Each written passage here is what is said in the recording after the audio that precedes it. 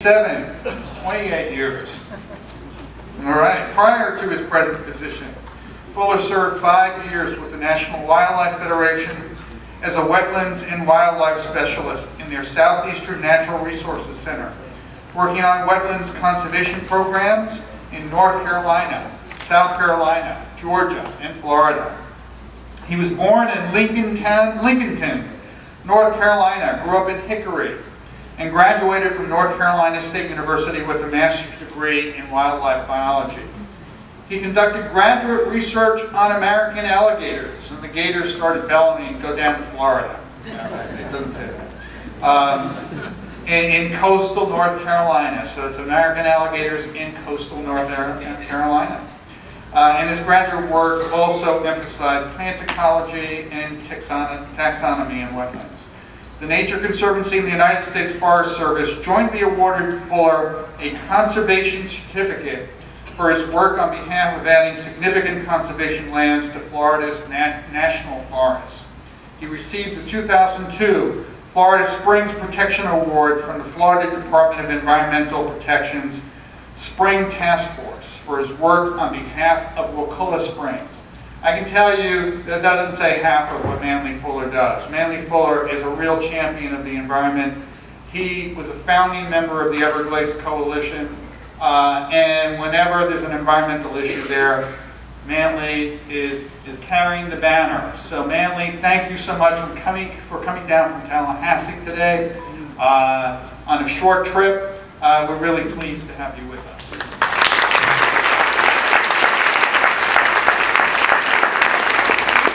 Good afternoon, friends. Thank you for the introduction, Frank. In the program, because I don't want Mary to notice this and think of it. I want to get you before you get there. We listed in the program. It listed that we, the Florida Wildlife Federation, worked on a number of constitutional amendments, and we left off that we were also strong supporters of the penny per pound amendment campaign. In the 90s. It's a pleasure to be here. I want to thank Sierra Club for pulling this together. I think there's some very good information, and I'm sorry I missed the earlier portion of the program. I want to comment about the information that Sheila and Darren just gave you, and make a comment there. It's really important in dealing in campaign work, I think in political work, where you can bring people who don't necessarily work on the same issues, or may sometimes be on opposite sides of the fence, where you can find that sweet spot where you can bring together programs like find something that can save the consumers money. It can help make you and other people healthier. It can clean the environment, and it can restore the Everglades. That's a good combination. Bring people together. The Florida Wildlife Federation and some other organizations in the state work with groups that are it's just the reinsurance industry and some other free market groups to remove perverse subsidies. I think what we're talking about here is a potential campaign or effort to remove a diverse campaign to remove perverse subsidies. I sense the possibility of something like that coming out of this meeting.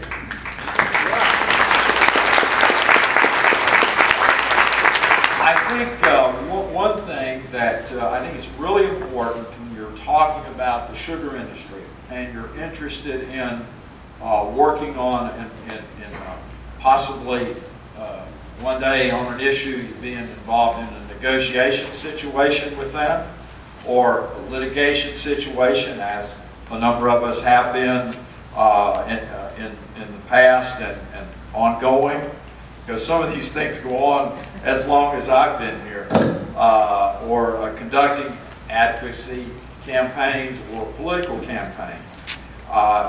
You need to really study the industry.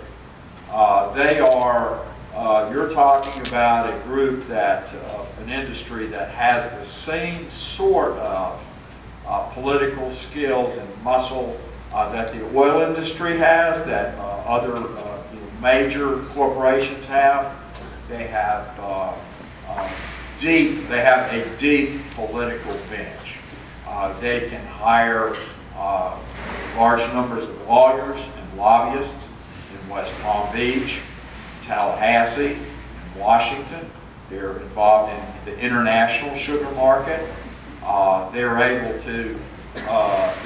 to send a number of Florida legislators to go deer hunting in Texas. They're able to send a lot of our federal officials and elected officials to a nice resort in the Dominican Republic. You can play golf, or shoot skeet, or do a lot of other things. But they really are have an incredibly deep bench. David Guest talked a bit about the history of the sugar industry and colonialism internationally. They have a long history. The Caribbean Basin's history is since Columbus arrived here, has been intimately associated with the industry. In Florida, we have one of the largest the largest state in the sugar industry for sugar cane, but the sugar program involves more than sugar cane. It involves extensive sugar beet production. The questions and concerns about the way the U.S. sugar program operates is not a new issue. If you go back to 1987, Google Reader's Digest, and you'll see an article that pointed out many of the same problems, but at a lower level of contribution than what we've seen more recently. But the same sort of issues existed then. The program, these people are smart, they have incredible resources. I'm not saying this, I'm not saying this, oh, you can't touch them. But you have to be very smart, and you have to be really educated. You need to understand what you are dealing with, because they are pros.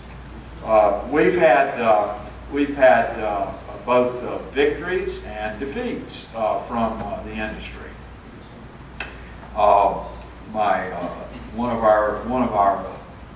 With Richard and David, the Everglades Law Center and Earth Justice, we really do have some stars, and we're so glad that they've represented us on many issues. One area where we got our butts beat was a couple of years ago when we challenged, and we had a good case, we challenged the extension of 30-year leases on state sugar lands in the Everglades agricultural area, because we didn't think that was the best long-term strategy for the Everglades, and thought that, why don't you do a 6-year lease like you've been doing? But that's not what they wanted. We sued, and then they changed the law and mooted our case.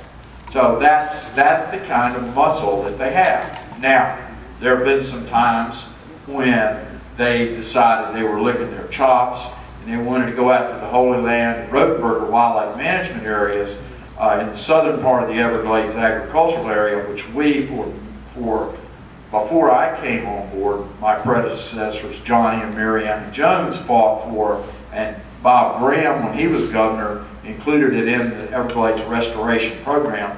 Sugar has had its eye on those properties for a long time, and we're probably going to have to wrestle with them again over that. But there have been times when the citizens, the conservationists, the sportsmen rallied around those areas and pushed back. So we've had some successes there, but you have to, it's like mowing kudzu, you just have to keep doing it about every 4 or 5 years. But literally, they changed a law that made our case go away. Now, so that's the kind of power that that you're dealing with. A lot of this you already knew. They've got serious juice. They're vast. They're politically skilled. This has been known a long time. But I think in dealing with them, that you need to recognize the strength, understand the industry. The more you know about it. For instance, if you are sometime in the future, we get significant additional lands in the EAA for marshes, flowways, storage, the needs that benefit the Everglades. We get that.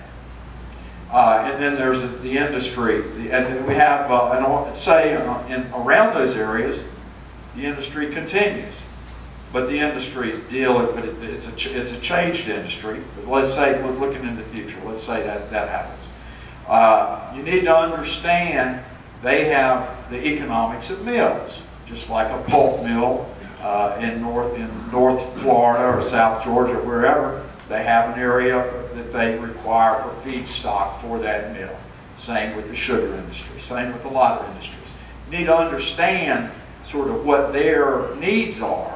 And sometimes they do things because they've just always ruled the roost, and they're damned if they're going to change their mind.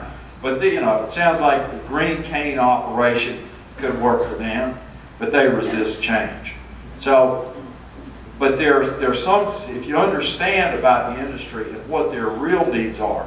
Dr. Paul Parks, who used to work for the Florida Wildlife Federation, before that he worked for the Florida Defenders of the Environment, and he was a great champion, a great scientist for Lake Okeechobee and Everglades restoration, and he worked for us, and I learned a tremendous amount from him, and he helped us in a lot of the Everglades water quality lawsuits back in the 90s and the early 2000s. But Paul always said, you need to understand they're going to fight to the death to make sure that they have enough feedstock protected so that they can operate each mill at the maximum efficiency. So I know just enough to be dangerous, but those are the kinds of things that you should be aware of as you advocate for cleaner water, less pressure on the Caloosahatchee estuary or the Indian River Lagoon, getting more water south, but treat the water. The water needs to be clean. So I think this is a great meeting. People are learning a lot. I think we need to learn more. Look for, I think a successful campaign. Sometimes good politics involves dealing with strange bedfellows or unusual bedfellows that you don't normally work with. But whenever you go in a legislator's office, you've got somebody from a free market group, an environmental group, a sportsman's group, and a business group that depends on, for their business, clean water or air. You pull those kind of combinations, coalitions together, and you go in there, and they're like, whoa, you all aren't supposed to be in here together. When you can do those kinds of things and look at systematic revisions of perverse subsidy programs of the federal government, that kind of thing, people who want to save taxpayers money and care about the environment at the same time, you can win. Thank you.